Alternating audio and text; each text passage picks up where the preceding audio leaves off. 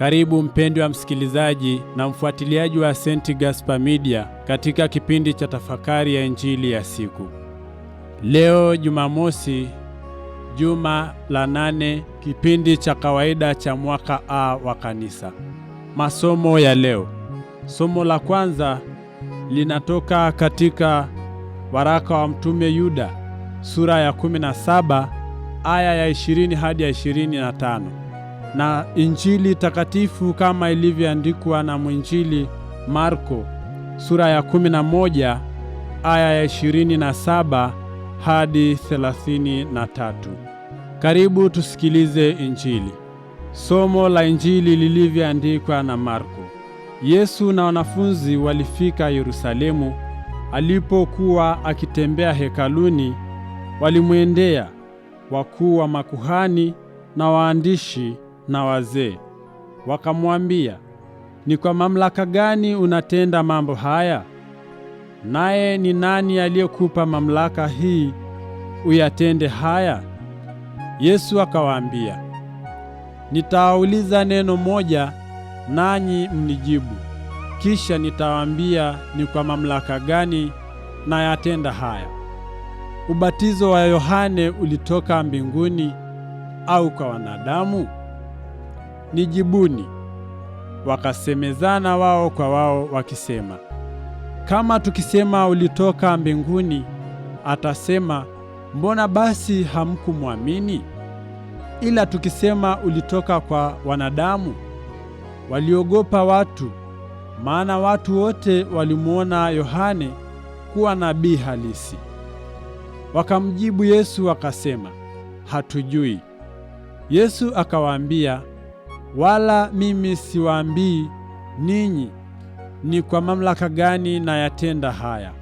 Neno la Bwana. Sifa kwako, Kristo. Mpendwa msikilizaji, katika tafakari ya siku hii ya leo tunaongozwa na ujumbe usemao imani. Wapendwa katika Kristo, tunasikia mahojiano ya makundi haya matatu kwa Yesu, ambao ni wakuu wa makuhani, waandishi na wazee, wakiwa wanamhoji Kristo kwamba mamlaka aliyonayo yatoka wapi.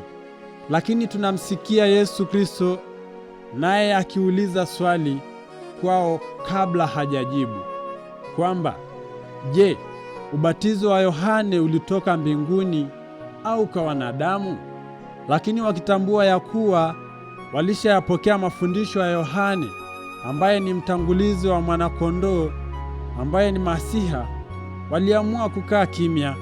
Na hawa makuhani, wakuu wa makuhani, waandishi pamoja na wazee, sio kwamba walikosa jibu, la, bali walijua fika ya kwamba wanamfahamu Yohane Mbatizaji, na walipokea na kuamini mafundisho yake kuhusu kuzaliwa kwa mwana wa Mungu ambaye ni Masiha.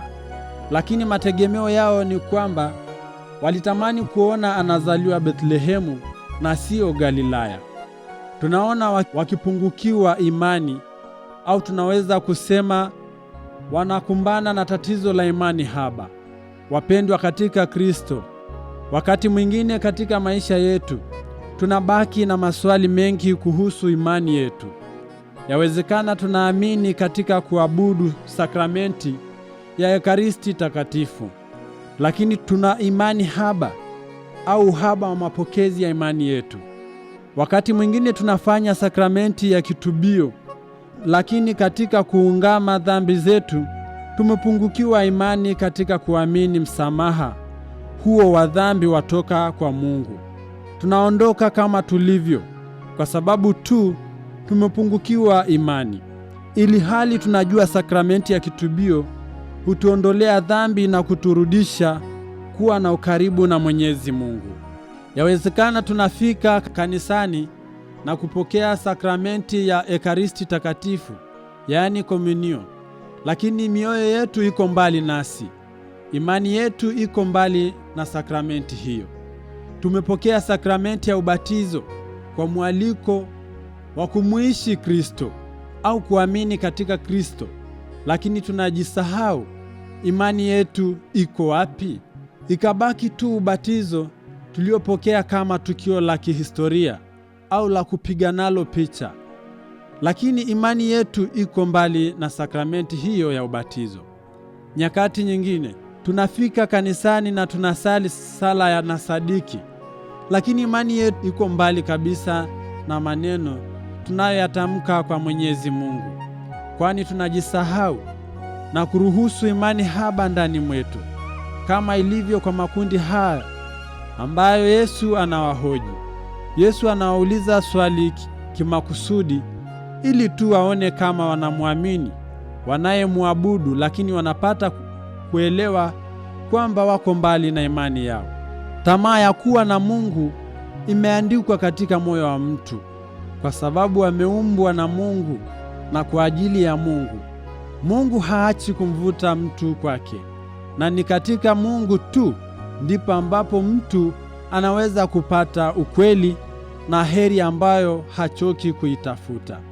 Rejelea Katekisimu ya Kanisa Katoliki nambari 27. Makundi haya matatu ambayo Yesu anawahoji, wanajaribu kuhoji kibinadamu zaidi kuhusu uwezo wa Kristo wa kutenda mambo ya kimbingu zaidi. Wanasahau imani yao. Tukirejelea Injili hii ya Marko sura ya 11 aya 24, Kristo anatuambia, yeyote myaombayo mkisali, aminini ya kuwa mnayapokea, nayo yatakuwa yenu. Hivyo Mkristo mwenzangu, kama tupo na imani haba juu ya tunaye muamini, tujiulize maswali kwamba, je, tunamtambua Kristo katika maisha yetu? Au tumebaki sisi na imani yetu iko mbali nasi? Tujiulize kwamba, je, imani yangu iko hai? Na je, kama iko hai, ni kivipi ninayaishi ninayofundishwa na Kristo mwenyewe? Mpendwa msikilizaji, tunaalikwa leo tuweze kuishi kadiri ya imani yetu, kadiri ya mafundisho ya Kristo mwenyewe, kama Kristo anavyotutaka tuyaishi, kwa kuyahaisha imani yetu mara zote, kwa kumtambua na kumcha Mungu daima. Tunaulizwa leo mimi na wewe, kama walivyoulizwa hawa ndugu, kwamba je, tunaishi ubatizo wetu? Je, tunaishi ahadi zetu? Je, tunaishi sakramenti zote za kanisa? Au tumekaa mbali na imani yetu? Hivyo Mkristo mwenzangu, tumuombe Mwenyezi Mungu daima tuweze kuishi kadiri ya imani yetu, kadiri ya Mwenyezi Mungu anavyotamani tuishi, kwa kumpenda yeye na sio kwa kuwapenda wanadamu zaidi, kwani yeye ni mwema, anatupa njia sahihi ya kupita tukiwa na imani thabiti. Ninakushukuru kwa kutafakari pamoja nami Injili ya leo. Niliyekuletea tafakari hii ni mimi Frateri John Melita wa shirika la wamisionari wa damu takatifu ya Yesu kutoka seminari kuu ya Mtakatifu Gaspari del Bufalo, Kola, Morogoro. Itukuzwe damu ya Kristo!